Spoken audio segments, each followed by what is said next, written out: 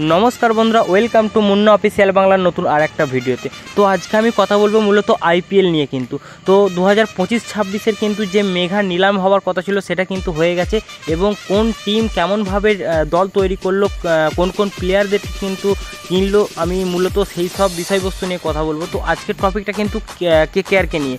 तो केकेआर की रकम भावे टीम करलो एबं कोन कोन प्लेयारदेरके निलो, केकेआर प्लेइंग 11 की रकम द्वारा होते पारे सेई सब निये। तो एके एके किन्तु प्रत्येकटा टीमेर प्लेइंग 11 एवं प्लेयार तारा केमन भावे निलो एवं कतटा भालो टीम करलो प्रत्येकटा टीमेरই किन्तु भिडियो आसबे। तो आज के आमरा किन्तु आमादेर भालोबासार सेई केकेआर के निये कथा बोलबो। तो प्रथम दिन अर्थात 25 तारीखे 25 नवेम्बर किन्तु शुरू हয়েছিল 3:30 থেকে দুবাইতে নিলাম 25-26 টাটা आईपीएल 25-26 मेघा नीलाम।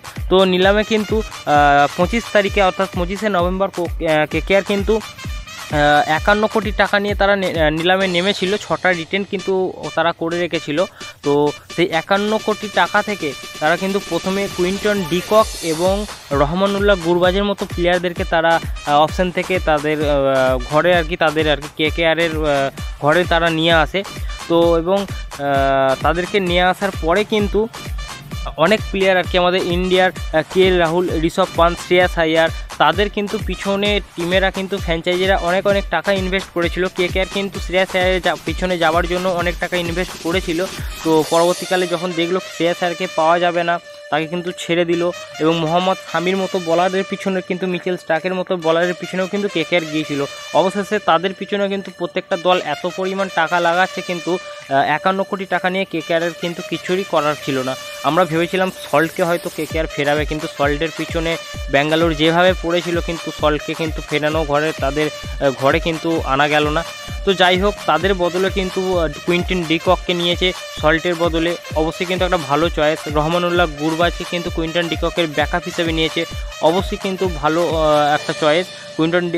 রহমানুল্লাহ গুরবাজ কিন্তু আমাদের 2024 সেমিফাইনাল ফাইনালে কিন্তু দারুণ পারফরমেন্স করে দিয়েছে এবং কিন্তু পরবর্তীকালে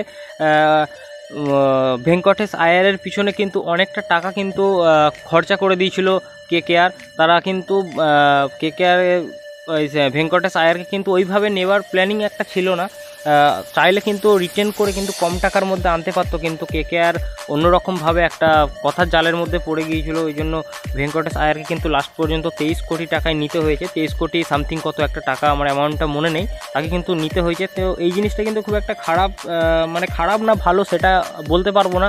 তো যাই হোক ভেঙ্কটেশ আয়ার কিন্তু একা হাতে অনেক ম্যাচ আমাদেরকে জিতিয়েছে, একটা ভালো রিটেন কিন্তু করেছে। তো যাই হোক খারাপ বলা যাবে না। তো 25 তারিখে কিন্তু মাত্র 5টা প্লেয়ার রিটেন করে, তাদের মধ্যে কুইন্টন ডিকক, রহমানুল্লাহ গুরবাজ, ভেঙ্কটেশ আয়ার, বৈভব আরোরা এবং রঘুবংশী, তাদের এইরকম কিন্তু 5টা প্লেয়ার তারা রিটেন করে এবং এই নিয়েই কিন্তু এই 5টা রিটেন নিয়েই কিন্তু শেষ হয় প্রথম রিটেনশন। প্রথম দিন 25 তারিখে রিটেনশন অপশন এবং 26 তারিখে যে রিটেন হয় তখন কিন্তু প্রথম দিকে কেকেআর কিন্তু বসেছিল, মানে কিভাবে টিম গঠন করবে, টাকার সংখ্যা কিন্তু অনেক কম ছিল, মাত্র কিন্তু 22 কোটি টাকা তাদের পার্সে পড়েছিল। এই 22 কোটি টাকা আলটিমেটলি টাকাটা মনে নেই, 22 কোটি নাহলে 800 কোটি টাকা মতো পড়েছিল। ওই টাকা নিয়ে কীভাবে রিটেন করবে। তো অবশেষে কিন্তু এমনভাবে টিমটা সাজিয়েছিল ব্রাভো তার ব্রেন খাটিয়ে। তো দেখার মতো লাস্ট পর্যন্ত কিন্তু অনেক সুন্দর লাগছে কলকাতার টিমটাকে। রবম্যান পাওয়াল, মঈন আলী এবং মনীষ পান্ডে, আজিঙ্কে রাহানের মতো প্লেয়ারদেরকে তারা কিন্তু ঘরেতে ফিরিয়েছে। তো 2024 যেরকম টিম ছিল আর কি, আমাদের কলকাতার যে প্লেয়াররা ছিল তাদের মধ্যে কিন্তু 9খানা আমাদের পুরনো প্লেয়ারকে কিন্তু কলকাতা আবার ফিরে পেয়েছে। তো যাই হোক এখন যদি আমরা প্লেইং 11টা কীরকম হতে পারে সেই নিয়ে কথা বলি, সেখানে কিন্তু আমরা ওপেনার যদি দেখি অবশ্যই কিন্তু কুইন্টন ডিককের সঙ্গে সুনীল নারায়ণ ওপেন করবে। এবার সুনীল নারায়ণ যদি কোনো কারণে একটা দুটো ম্যাচ ফ্লপ খায় সেক্ষেত্রে কিন্তু রঘুবংশী কিংবা ভেঙ্কটেশ আয়ারকে কিন্তু দিয়ে ওপেন করানো যেতে পারে।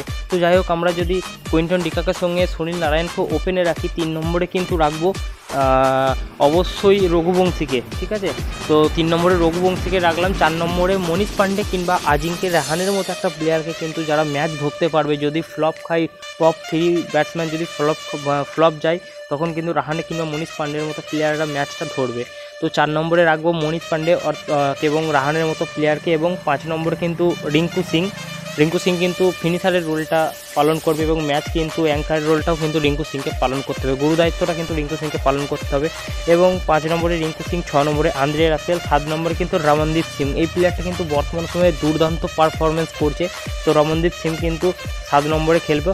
এবং 8 নম্বরে বরুণ চক্রবর্তীকে রাখবো। তো বরুণ চক্রবর্তী কিন্তু ডোমেস্টিক ক্রিকেটে বর্তমান সময়ে দারুণ পারফরমেন্স করছে, ব্যাটিংও ভালো করছে। তো 8 নম্বরে বরুণ চক্রবর্তী, 9 নম্বরে নরকিয়া কিংবা আরেকটা যে অস্ট্রেলিয়ার বাঁহাতি পেসার নিয়েছে, পেসারটার নাম হচ্ছে আপনার স্পেন্সার জনসন, দারুণ কিন্তু বাঁহাতি পেসার। অস্ট্রেলিয়ার মেন টিমে কিন্তু মিচেল স্টার্ক যখন খেলে না তার পরিবর্তে কিন্তু স্পেন্সার জনসন কিন্তু বল করতে আসে এবং বাঁহাতে কিন্তু অনেক মূল্যবান উইকেট কিন্তু তুলে দিয়েছে। তো স্পেন্সার জনসনকে রাখবো কিংবা নরকিয়াকে রাখবো।